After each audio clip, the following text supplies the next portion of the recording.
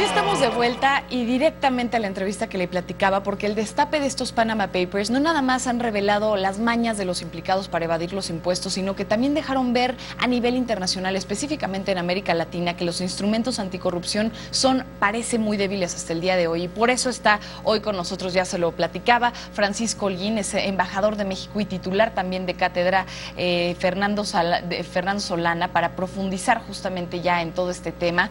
Y bueno, sin duda las cosas nos están metiendo pues en aprietos. Hay que decirlo primero que nada que el tema pues es algo que nos preocupa a todos. En estos días hemos visto que esta filtración de los documentos llamados Panama Papers han puesto de manifiesto casos de lavado de dinero, de evasión fiscal, indicios de altos niveles de corrupción. Pero ¿qué podemos esperar ahora de toda esta fuga de información? Bienvenido.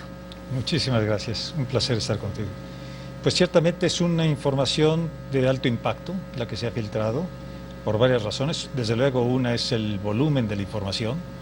Estamos hablando de una filtración que probablemente sea unos 1500 veces más grande que la de Wikileaks. Y esto significa que hay información para rato. La segunda es lo que tú acabas de señalar con mucha certeza, con mucho acierto, y es que se trata de la materia que se está dando a conocer, nos abre los ojos sobre lo que está ocurriendo en la banca internacional y vemos que esto que está ocurriendo no siempre es bueno. Ahora, ¿podríamos decir que estos datos están poniendo, por ejemplo, de manifiesto que la corrupción a nivel internacional va en aumento?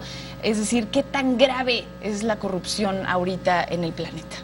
Es muy difícil evaluar la corrupción porque obviamente la corrupción es algo que ocurre en secreto, no es algo que se pueda fácilmente detectar. De manera que hacer evaluaciones es un poco difícil, pero ciertamente a mí me parece que lo menos que podemos decir es que se ha globalizado la corrupción y que los volúmenes que se manejan son enormes.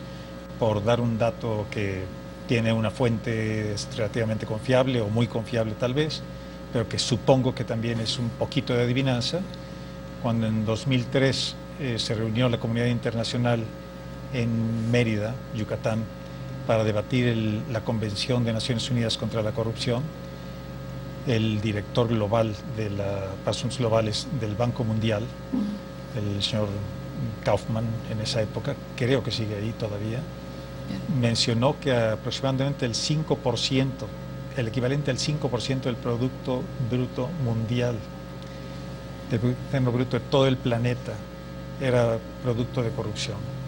Ahora, ¿hay razones que justifiquen, por ejemplo, este tipo de aperturas de las cuentas famosas de offshore? Desde luego, abrir cuentas en un banco internacional en sí mismo no tiene ninguna complicación. Se puede hacer por muchas razones legítimas, pero también se puede hacer por malas razones. Si puedo hacer un paréntesis, a lo mejor resultará interesante para el auditorio saber que, por ejemplo, durante muchos años, es una historia de la Guerra Fría, los países detrás de la columna de hierro tenían el problema de qué hacer con sus reservas. Necesitaban reservas internacionales en divisas y no tenían las instituciones necesarias para manejarlos. Entonces empezaron a abrir cuentas. Ellos tenían mucho temor de que Estados Unidos o la banca de Estados Unidos pudiera actuar en su contra y confiaron en la banca internacional europea. Y durante muchos años hubo grandes cantidades de recursos financieros de la Unión Soviética y de los países del bloque socialista en banca internacional en Europa Occidental. Ahora, ¿en dónde estaría finalmente, muy breve, América Latina y México en este panorama de corrupción? Ciertamente no estamos en un buen lugar. Somos países que tenemos ya mucha historia independiente. Muchos países del mundo, sobre todo África y Asia, grandes países incluso, no tienen ni 100 años de independencia. Nosotros tenemos más de 200 años de independencia.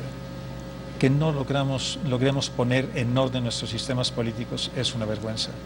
Ciertamente es una lucha permanente, no es algo que vayamos a lograr y que una vez que se alcanza ya no va a ocurrir. Es algo que exige una atención permanente. Tenemos todavía muchísimo que hacer. Muchísimo que hacer todavía. Y bueno, pues nosotros nos vamos a tener que despedir porque el tiempo de la televisión pues es crucial, pero bueno, definitivamente tendremos que seguir esta plática porque hay mucho todavía por platicar. El caso de Brasil con Rousseff, bueno, pues es otro de los delicados. Muchísimas gracias.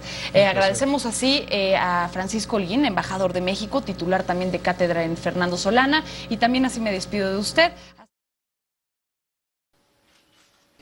Te invitamos a seguir cuestionando la información con los siguientes videos.